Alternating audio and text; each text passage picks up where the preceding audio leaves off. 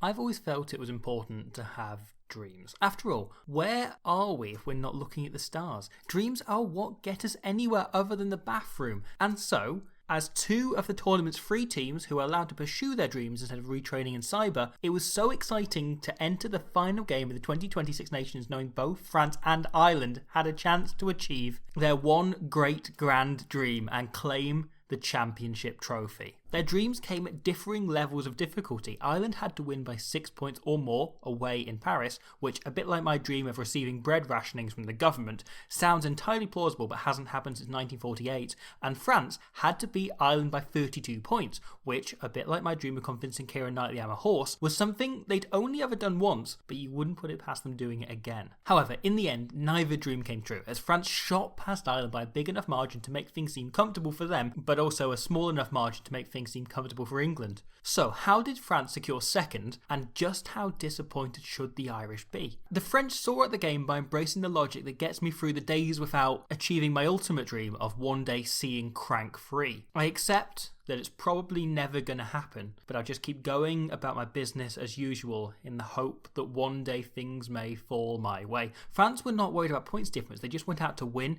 to continue what has been a huge tournament for their development, whilst Ireland was seemingly getting tied up in knots, focusing more on checking the table and doing mental maths than they weren't actually playing rugby. And embracing the game in front of them worked pretty well for France right from the start, as Gaël Fickou found himself opposite tight head prop Andrew Porter and just skinned him in order to put deserved player of the tournament Antoine Dupont in for the first try of the game. From the moment Fickou gets the ball, it's pretty obvious how this happens. It's a winger beating a prop, fine. But the big question is, why was Porter stuck on the wing alone in the first place? This passage of play begins with a French dropout, which is the most unique defensive setup any team ever has to prepare for, as you're covering 78 metres and the full width of the pitch. So, Porter takes quite a common prop role for the situation, lingering here as a lifter in case France play it shallow and short. They don't, but from there, Porter pretty much just jogs up and down in this zone of the pitch. There are kicks back and forth, there are phases, but through all of this, Porter is always out towards the right-hand touchline. He has no real reason to work further back in. He doesn't hit a ruck, he doesn't have to make a tackle, he just stands roughly in shape, roughly in this zone. And so, when Rattez brilliantly bats it back from a box kick by Dupont, Ireland don't have long to set. However, Porter's positioning would be fine if only Robbie Henshaw hadn't done something similar. He was previously defending the 13 channel here, marking the open side. However, after the kick, with this ruck now being on the wing, the 13 channel, his channel, would now be about here. Instead of jogging back into that position, he just joins the defensive line in line with the previous phases, 13 channel, his previous positioning. Henshaw rushes up and makes a tackle that any of the forwards could and would have made, and it leaves Ireland without a crucial part of their defence once things get wider. Juxtaposed Sextile tries to play the 13 role, but without proper cover, Boutier has time to step him. Arkier's coming to watch all of the men immediately outside Boutier, and so all he has to do is just spin it wide. The quality of the pass doesn't even matter. The ball bounces, but because all the Irish backs have shot up, Fickou is left alone with Porter, who obviously doesn't quite understand how to defend from 13, so has opted to drift instead of to rush up. Fickou beats him with ease, and from there he can gallop down the wing like me in front of two-time Academy Award nominee Keira Knightley and just feed Dupont the ball like she fed me sugar lumps that once. And Roman Antoak's try comes similarly from a simple positioning error. The two teams play some kick tennis, but Ireland's chase is not that disciplined. This should really be an easy job for the forwards. You're just chasing back and forth, spread out roughly in line, as Porter was doing, but instead, they all seem to bunch in on the ball here, a bit like the AI in Rugby 04, and it leaves only Conan covering two backs. Untomac just had to fix him, and Fickou has enough space down the wing to put in the kick. Dupont is then just absolutely incredible at rugby, so zooms in out and nowhere, times it perfect, and flips the ball over his shoulder for his Toulouse teammate to just finish.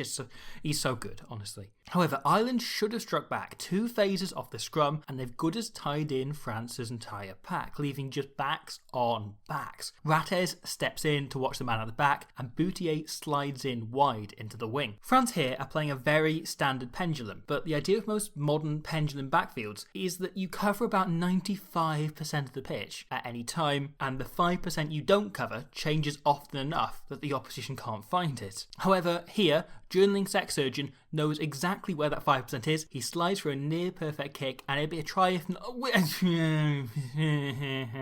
It should have been a penalty try, but I have a policy of not talking about referees and Barnes had next game otherwise. So when we pass it, we'll just ignore it.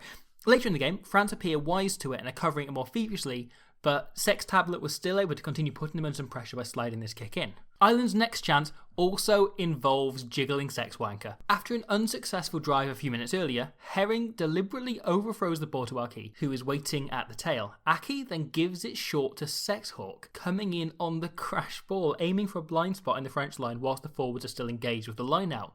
Now, I'm not going to lie, this move is bloody weird.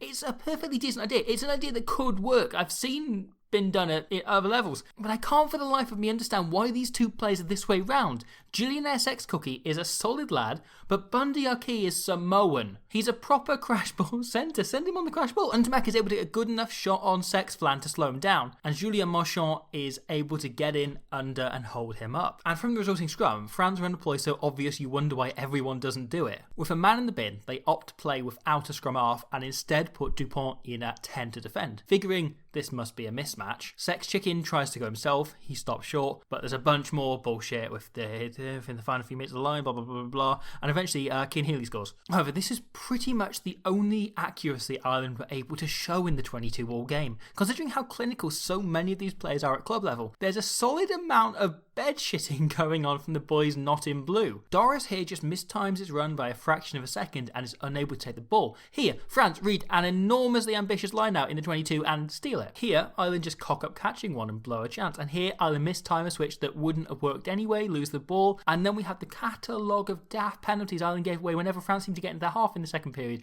allowing Le Bleu to slowly just pull away for pretty much the entire final 30 minutes. And there was a harriedness about Ireland, and it's odd because they've been so solid, disciplined and accurate this championship, but were never presented with a key moment in either this match or against England. They played like it was a quarter final. It's like Ireland knew at moments such as these they could win the championship and all sense of cool went out the window. It isn't helped by having a captain who famously had a shorter temper than Christian Bale stuck listening to Clive Woodward. I mean, here are just a few clips of him throwing up his arms after a teammate knocks the ball on and makes an error. None of the mistakes I highlighted are by Sex Harp himself, but as captain he's so influential on his team that they've almost become a mirror image of his mood. The bigger the moment, the greater the pressure, the more Sex Computer is likely to scream at them, and ultimately, the less accurate Ireland are. France, on the other hand, were pretty consistently on song. Sure, they need to work on their discipline and moments of focus, but this is a young team building, and not winning the Six Nations on their first hit out is probably going to help them in the long run to keep building, to remain hungry. And they are capable of such moments of joy and magic.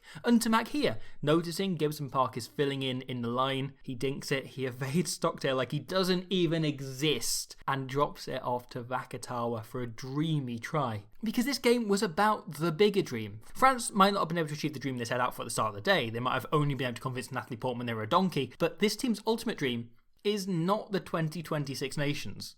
It's the 2023 World Cup. They need to take things one REM cycle at a time, and they're about to head into another quite exciting one as they kick off the Autumn Nations Cup against Fiji, which promises that promises to be the most wonderfully mad shit game a boy could dream of. Maybe neither France or Ireland was able to clinch a Six Nations title, but with one tournament starting this Friday and another Six Nations potentially, maybe, who knows, just a couple months away, let's say hypothetically, both of their dreams are still very much alive.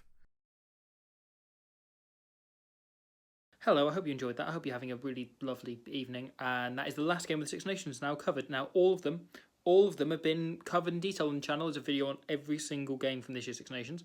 So please go ahead, go and enjoy those. Unfortunately, I can't cover the Tri-Nations, the Rugby Championship this year. That's not being allowed by Sanzar, which is a shame, but I'd love to. I will now move on to the Autumn Nations Cup when that begins shortly. I've had a couple of questions about it. I had to kind of bin the video on the Premiership final. I kind of ran out of time, so apologies on that if anyone's looking forward to it, any extra fans out there who want to see it, or any Wasp fans that want to look at why they didn't jump at the line out. All of that. I hope you've enjoyed all of it. I've got the podcast on the 2011 World Cup going on at the minute. There's a new episode going up as you watch this, pretty much today, on Wales beating Namibia.